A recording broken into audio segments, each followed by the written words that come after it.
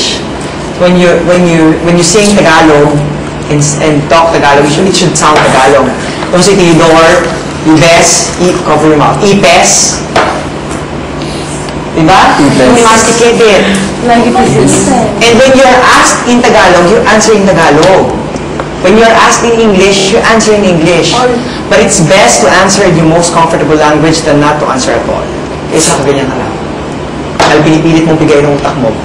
Kahit sa ang sitwasyon, kung mag-apply kayo sa trabaho or you have a presentation, kung may questions sa if it's in Tagalog, you answer in Tagalog. If it's in Cebuano, you answer in Cebuano. Okay? Huwag yung pipilitin ninyo, ang tanong sa inyo is Tagalog, i-English ninyo. Mali yun. Okay? Tandaan nyo yan. Tapos, pag kayo syempre may mga fans na nalapit sa inyo, huwag yung English-Englishin. Kasi na-intimidate sila. Hey, what's up, man? Okay? Right, Sen? Kamusta? Kamusta? Kamusta? Balita.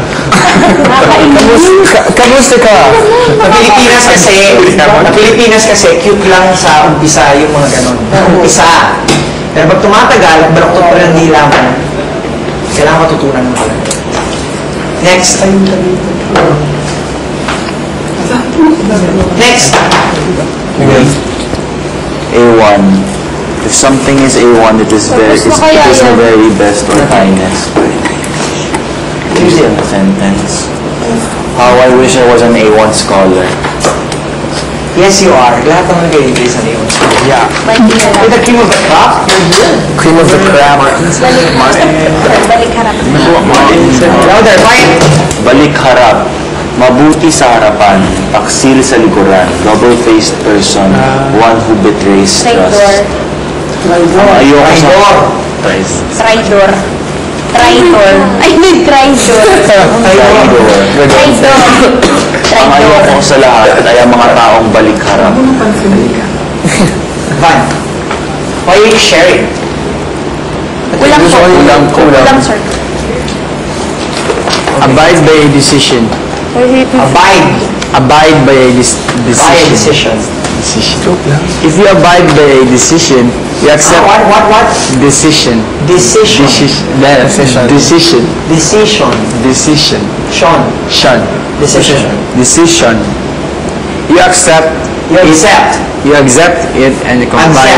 Accept it and comply with it. Comply with it. Even though you might disagree with it. Disagree. Don't say disagree. Disagree with it. No, don't say disagree. Disagree. Disagree with No, it. don't say the Z. Disagree. Disagree. With it. Use it. We should always abide by a decision of the president. Okay, Tagalog. Saan yun? Bantay sa lakay. Anong sa letter? Bantay? Bantay sa lakay. Yan!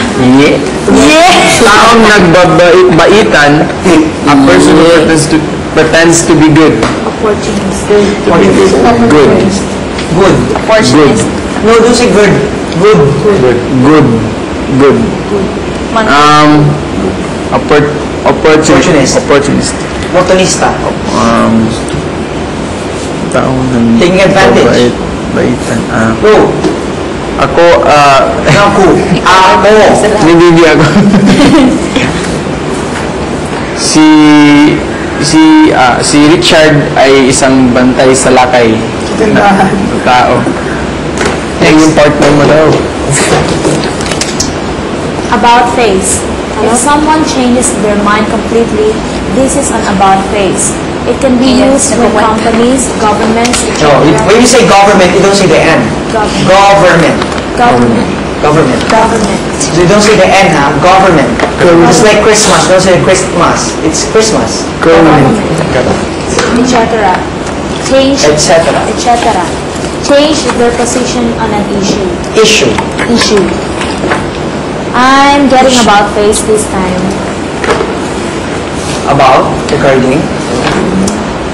Because of what's happening right now. Regarding what? Because it's raining. It's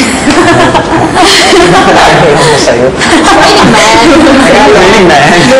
Yeah, it's raining. Tagalog. It's raining, man. Buhang araw, sakit sa balat, prickly heat, or